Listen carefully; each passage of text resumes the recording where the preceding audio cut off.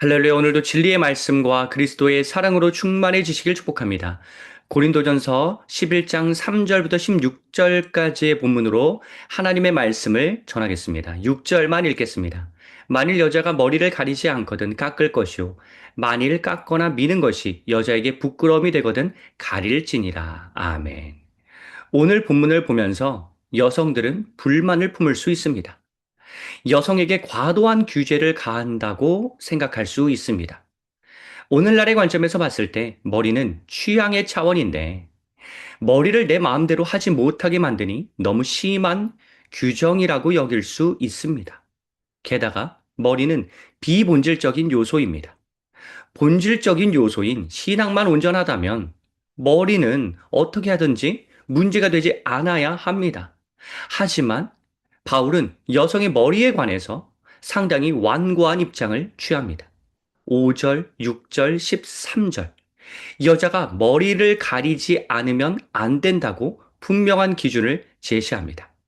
15절까지 함께 본다면 여성의 머리가 길면 가려야 하고 머리를 가리지 않으려면 머리를 밀어야 한다고 정확하게 가르칩니다. 16절 이에 대해서 다른 논쟁을 하지 말라고 일축합니다. 이러한 바울의 입장은 의아할 수 있습니다. 우상에게 바쳐진 음식, 취식도 비본질적인 요소라 바울은 허용하는데 왜 이렇게 여성의 머리에 관해서는 엄격한 입장을 취할까? 어떻게 보면 여성의 머리가 우상에게 바쳐진 음식 문제보다 덜 중요해 보이는데도 왜 이렇게 바울은 단호할까? 이러한 생각을 해볼 수 있습니다. 더 나아가 오늘 본문에 보면 남존 여비의 느낌이 물씬 납니다. 3절, 여자의 머리는 남자입니다. 7절, 남자는 하나님의 형상이고 여자는 남자의 영광입니다. 그러니까 남성에게 귀속된다는 뜻입니다. 8절, 여자는 남자에게서 났고 9절, 여자는 남자를 위하여 지음받았다. 10절, 여성이 머리를 가리는 이유는 남편의 권위를 인정한다는 뜻이다.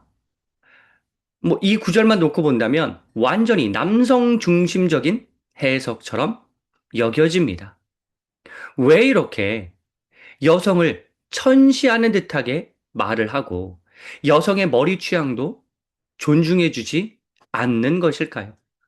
남존 여비로 느껴지는 구절은 어떻게 이해해야 할까요? 우선 바울은 여성만 지적하고 있지 않습니다. 10장까지의 내용, 10장까지 바울이 한 교훈의 대상은 대부분 남성이었습니다. 1장부터 4장까지의 분파 문제, 교만 문제, 9장까지 포함하여 권위에 불응한 문제, 5장부터 7장까지 성적 타락의 문제, 8장, 10장, 우상 숭배의 문제는 대체로 남성의 잘못에 대한 질책이었습니다. 그렇다면 11장 전반부에 접어들면서 여성의 잘못을 지적하는 건 이런 느낌입니다. 지금까지 남성들의 잘못 중심으로 지적하였는데 이제 여성들은 무엇을 고쳐야 하는지, 무엇을 명확하게 알아야 하는지를 내가 알려주겠다. 그러므로 왜 여성만 지적하냐고 말할 수 없습니다. 남성에게도 교훈을 주고 여성에게도 바울은 교훈을 주고 있습니다. 11장 오늘 본문만 놓고 보면서 왜 여성에게만 뭐라고 하냐고 할 수가 없습니다. 머리를 덮는 건 그리고 당시 문화였습니다. 지금 교회에서는 그 문화가 사라졌지만 당시에는 필요했고 통용되었던 문화였습니다. 그 문화에 따라서 성경은 여성들이 단정함과 정숙함을 유지해야 한다고 교훈하고 있는 것입니다. 그러니까 이것을 취향의 문제로 여길 것이 아니라 단정한 모습을 취해야 한다. 당시 사회적 통념에 따른 대로 그것을 지키면서 행해야 한다라고 바울은 강조하고 있으며 그 일환으로 이해해야 합니다. 이 머리를 가리는 행위를 오늘날에 이해하기 위해서는 이렇게 제가 변환해서 설명할 수 있습니다. 만일 강대상에 짧은 치마를 입고 상의도 입은 범위보다 노출한 범위가 더 많은 그런 민망한 복장으로 서려고 한다면 여러분 어떻게 하시겠습니까? 강대상뿐만 아니라 굉장히 중요한 그러한 어떠한 공직 석상에서도 이러한 복장은 굉장히 마음을 어렵게 만들죠. 이는 개인의 자유이고 취향이니 허용해야 하는 것인가요? 그렇지 않죠. 10장 후반부에도 나오듯이 공동체의 유익과 덕을 고려하여 개인의 자유와 취향을 조절할 수 있어야 합니다. 과도한 노출 복장, 과도한 노출이 일어나는 복장을 규제하는 것은 지극히 당연합니다. 그것이 당시 머리를 덮는 행위와 같은 차원입니다. 그러니까 오늘날의 과도한 노출이 그 당시 머리를 덮지 않는 것과 같았기 때문에 머리를 덮으면서 너희가 단정하고 정숙하게 생활해야 한다. 라고 바울은 강조한 것입니다. 남존 여비처럼 느껴지는 구절에 관해서는 이렇게 생각해야 합니다. 당시 여성이 천시받던 시대에 교회만큼 여성의 권익이 보장되는 곳이 없었습니다. 여성도 리더십으로 세워지면서 중책을 맡기도 했습니다. 남편이 아내도 사랑으로 대해야 한다고 교회에서 가르쳤습니다. 그러다 보니 새로운 문제가 발생했습니다. 보통 약자가 존중을 받으면 그것에 처음에는 감격하고 감사해 하다가 시간이 지나면서 그 호의가 권리로 변질되어 공동체에 어려움을 일으킬 수도 있습니다. 적정선의 대우를 받고 본인도 올바로 처신해야 하는데 받으려고만 하는 그러한 과도기에 접어들기도 합니다.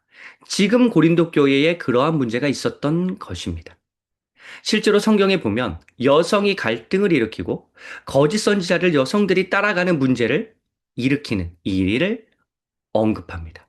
그렇다면 오늘 본문과 같이 여성이 충분히 대우와 존중을 받고 있다면 그에 상응하는 어떠한 행동을 해야 하는데 그 점이 여성들에게 부족했기 때문에 바울은 이 부분을 다시 한번 짚고 넘어가는 것입니다. 남편과 이 아내, 남성과 여성의 관계에 대해서 이해하기 위해서 우리는 성경에 나오는 종과 상전의 관계에 관해서 바울이 어떠한 교훈을 주었는지 그 구조를 보면 좀 이해할 수가 있습니다. 종과 상전에 관한 교훈이 성경 여러 군데에 나오는데 바울 서신 에베소서 6장과 골로새서 3장과 4장에 보면 종이 상전을 어떻게 대해야 하는지와 함께 상전이 종을 어떻게 대해야 하는지도 나옵니다. 하지만 디모데전서 6장과 디도서 2장에는 상전이 종을 어떻게 대해야 하는지는 나오지 않고 종이 상전을 어떻게 대해야 하는지만 나옵니다. 참고로 디모데는 에베소 교회에서 활동하였고 디도는 그레데 교회에서 활동하였죠. 자, 디모데전서 6장 1절과 2절에 보면 종은 상전을 공경하고 형제라고 가볍게 여기지 말고 더 잘 섬기라고 합니다. 디도서 2장 9절에는 종은 상전에게 범사에 순종하고 말대꾸를 하지 말라고 합니다. 무슨 의미인가요? 에베소서가 쓰일 당시의 에베소 교회와 골로새 교회에는 종과 상전이 상호 노력을 해야 하는 상황이었지만 디모데전서가 쓰일 당시의 에베소 교회와 디도서가 쓰이는 배경인 그레데 교회에서는 상전은 종에게 정말로 잘 대우해 주는데 종들의 권익이 신장되니 종들이 너무 상전들을 가볍게 여기고 잘 섬기지 않았던 문제가 발생하여서 종들이 상전을 다 정말 잘 섬겨야 한다는 그 말씀만 바울이 언급했던 것입니다. 이와 마찬가지로 지금 여성이 남성을 잘 섬기라는 메시지만 오늘 본문에 나오는데 그건 고린도 교회의 컨텍스트에 따른 바울의 메시지인 것입니다. 남편은 아내에게 잘 대해주는 편인데 아내가 남편을 존중하는 면이 부족했기 때문에 오늘 본문과 같은 메시지가 나온 것입니다. 고린도전서에 보면 남성들이 성적 타락에 주의해야 한다는 메시지는 있지만 뭐 아내를 사랑으로 더 대해야 한다라는 메시지가 발견되지 않는데 그건 여성이 더 잘해야 하는 측면이 있었던 상황이었기 때문에 이런 메시지가 선포되고 있는 것입니다. 만약에 상황이 달랐다면 다른 메시지가 선포되었겠죠. 만약에 남성들이 여성들을 너무나 이렇게 막 대하고 비인격적으로 대했다면 그런 말씀을 바울은 전했을 것입니다. 그래서 이 바울은 여성에 대해, 여성의 역할, 여성이 남성을 어떻게 대하는지, 아내가 남편을 어떻게 대하는지를 강조하면서 오해하지 않도록 11절과 12절에는 균형을 이루는 메시지를 전합니다. 남자도 여자가 있어야 하고, 남자도 여자로 말미암아 낫다는 언급이 나옵니다. 이는 지금 상황이 이래서 아내가 남편에게 더 잘해야 하는 역할이 강조되었지만 남녀가 서로 동등하게 서로가 서로를 이해하고 존중해야 한다는 의미를 바울은 전한 것입니다. 오늘 본문에 보면 여성의 역할만 강조하는 것처럼 느껴지지만 남성이 해서는 안 되는 일도 실려 있습니다. 4절. 남자는 여자처럼 머리에 무엇을 쓰면 안 됩니다. 14절, 15절. 여성은 머리를 기를 수 있으나 남성은 여성처럼 머리를 길어서는 안 됩니다. 길러서는 안 됩니다. 오늘날의 이 구절을 보면서 머리를 기르고 싶은 혹은 기르고 있는 남성이 죄책감을 느껴서 머리를 잘라버려야 하는 거 아닌가. 머리를 기르면 안 되는구나. 라고 생각할 수 있는데 당시에는 이런 문화가 필요했지만 지금은 다른 상황이기도 합니다. 마치 여성들이 오늘날에는 무엇을 쓰고 다니지 않는 것처럼, 뭐 예배 때 무엇을 쓰지 않는 것처럼, 천주교와 다르게, 그런 것처럼 우리도 지금은 좀 다른 문화권에서 살고 있는데, 이때 당시에는 남성들이 어떤 것을 하지 말아야 하는지를 분명히 바울은 알려줍니다. 그러니까 오늘 보면은 여성만 지적하는 것이 아니라 남성도, 그러니까 오늘 보면 한정에서 보면 남성도 무엇을 해야 하는지를 바울은 지적하고 있는 것입니다. 여기서 중요한 포인트는 뭐냐면 바울이 왜 이렇게 여성과 남성의 역할의 차이를 두고 그것을 강조했을까요? 14절의 그 이유가 나옵니다. 본성이 가르치지 아니하느냐라는 표현이 나오죠. 이는 남성과 여성은 태어나면서부터 성 정체성이 결정되니 그것을 바꾸지 말라는 뜻입니다. 이 점은 오늘날에로 강조되어야 합니다. 그러니까 오늘날에 지금 당시의 문화권과는 다르게 외형적으로는 여러 가지 다양하게 표현할 수가 있는 상황이 되었습니다. 하지만 오늘 본문이 주는 강조점, 그 원리는 뭐냐면 남성은 태어나면서부터 남성이었고 여성은 태어나면서부터 여성이었다라는 점을 확실히 해야 한다는 것입니다. 남성으로 태어났는데 내 마음대로 여성으로 성을 바꿔도 된다고 권장하는 세상이 되어서는 안 됩니다. 여성으로 태어났는데 순간적인 감정에 의해서 남성으로 성을 바꾸도록 유도해서는 안 됩니다. 지금 미국은 교사들이 이렇게 학생들에게 뭐 바꿔도 된다고 권장하고 그것을 부모에게 알리지 말라고 비밀로 하라고 이렇게 교육이 완전히 무너져 내려 있습니다. 정말로 그렇게 생각을 하실 거라면 제가 막말로 여러분 그 심장과 뭐 간의 위치도 막 바꾸시고 혈액형도 한번 바꿔보시지 그러십니까? 여러분이 남성으로 태어난 거잖아요. 여성으로 태어난 거잖아요. 그것은 바꿀 수가 없는 것입니다. 기술이 발전했다고 해서 그것을 막 바꾸시면 어떻게 하십니까? 동성애 문제는 구약시대에도 있었습니다. 동성애 이 문제는 계속 되어 오고 있습니다. 근데 이제는 인권이라는 이름으로 잘 포장해서 법으로도 동성애가 보장되도록, 동성애 결혼이 합법화되도록 만들 정도로 세상이 타락하였습니다. 이게 얼마나 심각한지를 잘 모르시는 것 같은데 이러면 사회적인 대혼란이 일어납니다. 지금 트랜스젠더가 수영 대회에 출전해서 여성이 남성으로 성전환해서 우승하고 이게 지금 사회적 문제가 되고 있지 않습니까? 여러분, 바울은 고린도 교회의 성도들에게 지금 남성은 남성으로 살고 여성은 여성으로 살도록 강조한 것입니다. 그것이 본성이라고 이야기하고 있으며 이 원리는 그러니까 외형적으로 우리의 모습은 좀 달라졌겠지만 문화권에 따라서 시대에 따라서 그 본성, 남성은 남성으로 여성은 여성으로 평생 산다. 이 부분은 확실하게 우리가 교훈을 얻어야 합니다. 어린 자녀들을 키우는 부모님들이 있기 때문에 한 가지 이제 조언을 드립니다. 자, 보통은 남자와 여자가 노는 게 확연히 다릅니다. 아들은 뭐 자동차, 로봇, 공룡 쪽이고 딸은 인형, 공주 쪽으로 흘러가죠. 좋아하는 색깔도 딸은 분홍색을 많이 좋아합니다. 그런데 경우에 따라서 아들이 핑크를 좋아할 수도 있습니다. 제 아들의 경우 어렸을 때 머리핀이 참 예뻤는지 그걸 머리에 꽂는 거를 좋아했습니다. 어떨 때는 딸이 남성스럽게 놀 수도 있겠죠. 자, 그런데 그렇다고 해서 딸인 자녀가 남자로 태어난 게 아닙니다. 아들인 남성이 여성으로 태어난 게 아닙니다. 취향이 양성적일 수는 있어요. 그리고 일시적일 수 있습니다. 그러면, 어, 그것을 이렇게 좀 취향이 뭐 이렇구나라고 받아들여야지 얘가 딸인데 남성으로 태어난다 이런 의심을 할 필요도 없습니다.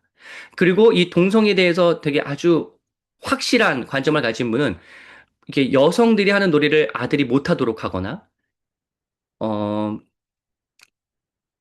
남성들이 하는 놀이를 딸이 못하게, 뭐, 이렇게 하기도 하고, 취향도 막 다 바꾸려고 하시는데, 너무 그렇게 억압하지 마시고, 자연스럽게 받아주시고, 또 그건 일시적으로 그럴 수 있거든요. 그리고 그게 동성애로 막 뻗어나가는 것이 아니라, 그냥 어떤 그러니까 취향의 문제입니다. 그러니까 그런 부분 좀 여유 있게, 이렇게 좋아하는구나라고 하면서 자연스럽게, 너무 이렇게 억압해도 문제가 되기 때문에, 자연스럽게 받아주시면서 잘 안내해 주시면 중요한 부분에서는 남자와 여자의 성정체성을 분명히 해주시면서 취향의 문제에서는 좀 어느 정도 허용하는 그러한 모습으로 자녀를 양육하시면 되겠습니다. 자, 사랑하는 성도 여러분, 아내가 남편을 존중하는 면이 부족했기 때문에 오늘 주어진 메시지는 여성의 역할을 강조합니다. 또한 남성이 하지 말아야 할 점도 함께 알려줍니다. 자, 오늘 말씀이 주는 교훈은 남성이 여성을 존중하고, 남편이 아내를 존중하고, 아내가 남편을 존중하고, 그러니까 여성이 남성을 존중하는 그런 문화가 잘 형성해야 한다는 것입니다.